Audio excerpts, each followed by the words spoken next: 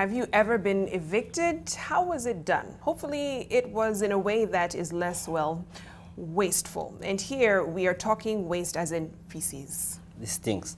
Now, the landlord of Ocean Park Apartments in Langata had allegedly got his people to go to their houses and pour bucketfuls of feces at the compound in trying to frustrate the tenants out of the premises. Now, the tenants are very afraid as they claim the landlord, who they say is called George Munge, is threatening and unafraid of even court directives. They say he gave them a 2-week notice to raise rent by 25% or move out. So they felt it's too high and asked for at least 10% of raise, which the owner turned down. They then went to court, and the Rent Restriction Tribunal issued orders that the landlord should not evict or harass any tenants until the matter is concluded. Well, the court papers also indicate that the owner of the apartments is to restore electricity, water, and parking, as some were disconnected in what the tenants claim is a victimization move.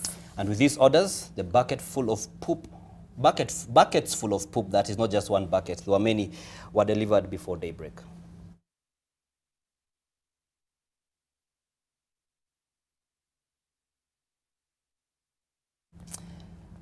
I'm still stuck at the poop story.